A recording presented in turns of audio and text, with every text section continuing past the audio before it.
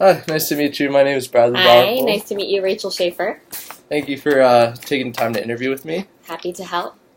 First of all, can I just ask you a little bit about yourself? Absolutely. Cool. So where'd you go to school? I did my undergrad at Stanford in Management Science and Engineering, and I recently finished my master's degree from Berkeley in Industrial Engineering and Operations Research. Very nice, thank you. So I was asked to interview someone credible about the future of anything I found interesting, and Okay. I decided to interview on the future of HR and how people select their applicants Right. using technology. Yeah. So I prepared a few questions for you. Question 1, has a shift toward data-driven decision-making and predictive analysis begun at your company with respect to recruitment? And if so, what are some examples of changes that have been undertaken or will take place in the future? So we started a team that's specifically focused on analytics for HR 2 years ago. So the space has been really growing as an industry, but here at Chevron, we're trying to increase our maturity around it. So the team that I work on and lead has a number of analysts that specialize in different things. So I have someone who specializes specifically on hiring analytics, but also we look at attrition, employee sentiment through surveying, diversity and demographics and other things. So we are becoming increasingly data focused in our thinking around hiring, and so we partner very closely with the enterprise hiring team at Chevron, and they have a lot of traditional recruiting techniques, but they are looking to become more data driven. They've got a recently new technology called SuccessFactors Recruiting that they're using to help capture some of the data that we can use for study in the future. Very nice, thank you. And question 2, does digital access of your company's data allow for big data analysis, which impacts the way your company understands its customers, markets to new audiences, and communicates with existing and prospective employees? So you mean for recruiting employees specifically, or even like our customers at the retail stations? Just all of the above. How does big Okay. data impact? Yeah, so I would say we use a lot of big data as an engineering company. So we're increasingly capturing more data on our machinery. So we have a lot of sensor-based data that allows us to understand our core business where we're producing oil and exploring for oil. But at the customer side, I know our downstream business that encompasses the retail stations, selling of lubricants products, etc. They are capturing a lot of data about their sales representatives, repeat customers, like buying habits. So similar how you see Target and Amazon making recommendations based on what people have bought in the past. Right. We're doing some of that. So if we know somebody goes and buys a big gulp every day with their breakfast sandwich on their way to work, then we would give them a discount, say on a big Right. gulp. Very Now on the recruiting side, we have a lot of data, but I wouldn't call it big data. So traditionally, so I'm a data scientist by trade, working in HR analytics. Traditionally, I think of big data, we need a lot more data and data to be created more quickly. So not to say we don't have a lot of data, like we have 50,000 employees and we capture a lot of data about each of them, but the data doesn't change as dynamically as you would see in like a sales environment or an engineering environment. Right. So we have a lot of data about our employees, and that helps us in understanding performance, competency development, etc. Communicating with existing and prospective employees is something that we hope to do soon. Like using what we know about our employees to improve recruitment is something we're looking heavily at now in the next couple of years. Right. Okay. With respect to that, so I was looking at something online and it said you could use big data and talent analytics to create a talent advantage. So that's basically what you're working toward. Yeah. And could you tell me a little bit about that? Yeah, Elaborate a bit? absolutely. So Thanks. So because we have so much data about employees and how they perform, a lot of it is traditional, like performance measurements, so it's a little bit subjective. We do want to understand what about our star performers or our high performers, differentiate them from the rest of the employee base, right? Because if we can understand these 3 attributes set apart our top performers from the rest of the pack, we can go look for them on campuses. So we've done some analysis on that recently. We use the data that we've captured as part of our traditional recruiting processes. And then we've also identified ways that this year when they're on campuses, like I was just on campus a week ago, we're trying to capture even more data so that we can understand those things better. Gotcha. Because there is some time lag, right? Exactly. We can know things about our new recruits, but then we won't know how they perform for a number of years when we've seen sustained performance over time. Right. Yeah. Thank you. Yeah. What types of digital platforms and portals are used to store and manage personnel data? Are there any challenges with the integration of multiple platforms and portals that require improvements in the future? Yeah, when I saw your questions, I was like, oh, you hit it right on the head. So this is one of the biggest challenges that face our HR analytics space, because there's a lot of key business questions we've identified to drilled into what the talent advantage could be. But a lot of times the data and the systems get in our way. So it's like we have a good idea about how to go about it. We don't necessarily have the data in a format that allows us to understand it. Right. And the biggest obstacle is exactly what you described, is that we don't have well-integrated systems. So if you think about the data that, I'll give you some examples of the data that my team looks at. So we pull data from what we call enterprise resource planning systems. So I don't know if you're familiar, there's systems called SAP and JDE, and these are the big warehouses where we would do our core business. So they can do anything from payroll to finance to supply chain management. So we have these huge systems, and that's the foundational understanding of our employees, like their names, attributes about them. We have, let's say, like 10 instances of those for all of our employees, because we're a global company. So depending on local regions, that varies. And then I have to integrate the data from those systems with other data, like our career development system, our performance management system, our recruiting management system. Otherwise, I wouldn't know what their GPA was when they came in. Also, like competency assessments. Let's say like these 4 skills are required to be critically delivering in a role. So these 4 skills, and then how do you evaluate your employee based on those 4 skills? So these are all disparate data sets that we have to combine. And how are you going to try and improve that in the future? So Chevron is actually actively doing that. We're evaluating new technologies that will allow us to kind of catch up to where we need to be. But I think you'll see that a lot of big companies have this challenge, which is we developed systems as we needed them, and then the integration wasn't as important then because we could pass different fields as we needed them. But as we look wholesale at all the data for analytics work, everything needs to be integrated, and I think people get that now. So we'll definitely have some new solutions coming in the next couple years. Great, thank you. Yeah. Which types of technologies have been used to identify and compile job openings, determine job qualifications, and advertise job positions internally and externally? Are there ways that emerging technologies are being used or could be used to improve these processes? So we use a recruiting management system, which is fairly traditional, where it's like an open job posting, and then people can post for it externally and internally. That we're using the same tool to manage our recruiting processes. Some of the things we've looked at recently is how can we take out some of the people component and use some traditional like optimization algorithms to say, if this employee has these 3 skill sets and this job requires these 3 skill sets, but I didn't know that employee existed personally, the computer could recommend it, right? So a recommendation engine for employees.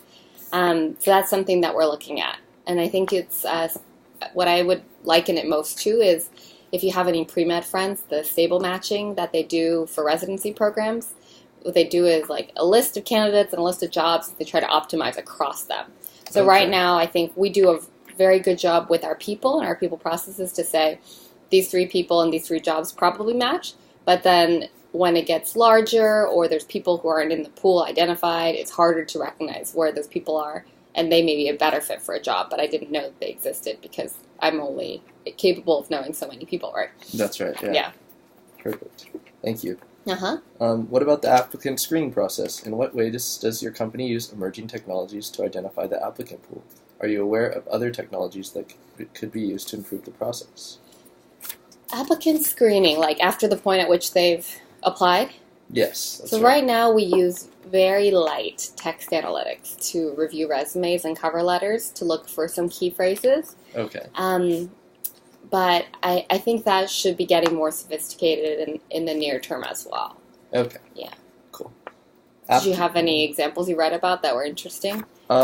Just sorts of algorithms that could help with humans trying to sort through a bunch of data. Yeah. Just sorts of things like that. Nothing in particular. Okay. Just wanted your opinion on it.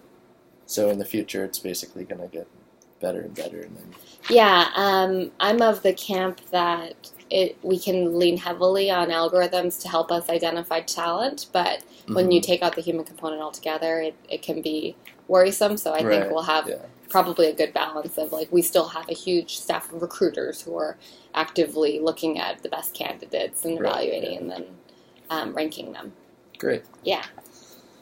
After the initial pool is identified, are applicants ranked using data-driven technologies? What are some of the risks related to data-driven technologies for screening and potential employees, and how can they be overcome? So we kind of touched on that. We did touch on this, yes.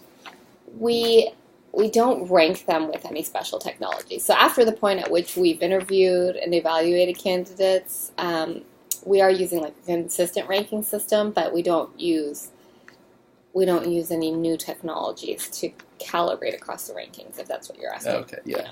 Okay. One trend that is catching on is the skills over schools movement, where recruiters focus less on where the candidate previously worked or went to school, and more on the specific skill sets they possess. Is this something that your HR department has been doing or is considering? Yeah, so we still currently are approaching it with more of a schools focus. I think that's how our model has been, but even within those schools, we have more of a skills focus. So we've set out a couple of research initiatives to understand what specifically about our most successful candidates from the school sets them apart. So like I alluded to earlier, but then we look at like what classes did they take, what was their degree in, did they do research with a certain professor, did they participate in a specific club, if there's some shared commonalities across those students, then that's something we're looking at as far as skills. And then the plan is, if we see a few skills drawn out across universities that are resulting in good performance, then we could go look for those skills specifically outside of the schools program. Okay. But I think we have like a heavy funding model where we fund schools. So we have a university partnerships group that does a lot of research and recruitment partnerships, and that's why we still look at it from more of a schools focus. Okay. Could you tell me about that department a little bit? Yeah, so they identify universities that we want to partner with closely, either because they're strategically aligned with us on an engineering skill or location or top talent. Okay. So the universities are invested in by us, and we heavily maintain connections either through research. We do a lot of partnership research, let's say with USC. And then typically those top partnership schools are also ones that we look for talent at because they're kind of pre-identified as a fit because of the partnership. Interesting. Yeah. And so basically your application process, you're trying to look at it from a more holistic standpoint than just like where you went to school. And you try and look at like the skills that someone has and how they can be applied to the workforce. Yeah. Don't get me wrong, it's still easier if you're at a university that we recruit at or you attend a conference that we recruit at, because that's typically our first touch point with the recruitment process. Okay. Yeah. Cool. But within those candidates, we do look for some specific skills. Interesting. Yeah. Thank you. Do you expect that emerging data-driven technologies will be used in the future to help improve diversity in the workplace? And if yes, how so? Diversity in the workplace. How do you mean? Just try and I know some groups are underrepresented in technology jobs and Chevron. Yeah. So So my immediate reaction is I don't have a good sense for how that might play. So what we see is a lot of if we're talking like machine learning algorithms or predictive analytics, a lot of them are based on some historical data.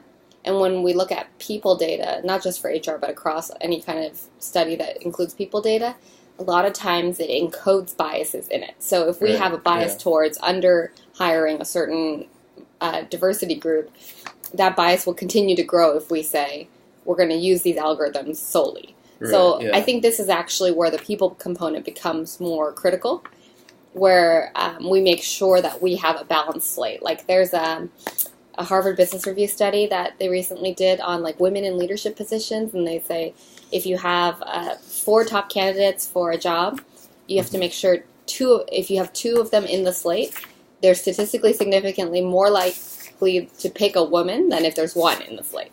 Okay. So things like that. There's human intervention where if we work on our processes, we can improve the diversity in our company, because I think there's qualified talent in all diversity groups. Great. Yeah. Great answers. Thank you. Describe some HR functions in which big data, data analytics, or predictive modeling could have been used or could be used more quickly and more accurately to provide important information such as individual training needs, compensation and benefits, etc. Yeah, so I don't touch that space as much, but one place we've used, those couple examples you listed, but one place we've used data analytics and data science heavily is predicting attrition. So we have a very strong model that we use in a couple of our decision-making efforts that we can predict the likelihood someone's going to leave the company based on a number of factors that we know about them. So that is something that's good, because then we can get ahead and maybe address any attrition or hire to fill the gaps where we know there's going to be some amount of people leaving the company. But this is something that I think a lot of other companies are doing well that I'd like to see us do well as well, like making a recommendation engine for learning. So we have a huge learning database with like tens of thousands of pieces of training. Right now, we're not at a place where we're able to say, Bradley took these 4 trainings and therefore would like these 4 based on what he's doing. But I think that's very attainable in our new technology implementation.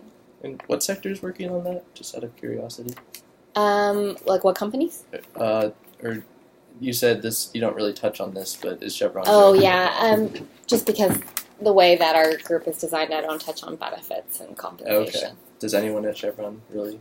There's a benefits and compensation team. I don't know what kind of analytics they do. Okay. It's a little more like secured because Yeah. it's even more sensitive in the data we're working with. That makes sense. Yeah. Cool. And last question: how does your company acquire benchmarking data? Which technology is used to process this data for determining proper compensation and retention of the critical workforce? Yeah, so we use benchmarking data from Conference Executive Board, which is now part of Gartner. So Gartner's pretty famous for technology evaluations, but they also do a lot of benchmarking work through CEB. And then the second one we use is Deloitte has a HR analytics branch called Burson, so Burson by Deloitte. So we participate in both those benchmarking studies, and then also use the benchmarking within our analytics work. So that's usually like a little bit of manual intervention. We'll combine our data with the benchmarking data for comparison. Great. And what is CEB? I'm sorry. I think it's called Conference Executive Board is what it stands for. It's a small consulting subsidiary of Gartner that is focused on HR analytics. So I look into both those. I think they're pretty interesting. Great, I will, definitely. Yeah. Thank you so much for interviewing me. Welcome. That was very interesting. Yeah, thanks, Bradley. I got what I needed. Appreciate it. Those are great questions. Hope that was helpful. Thank you so much. Yeah. You're welcome. Bye. I'll just cut this part after.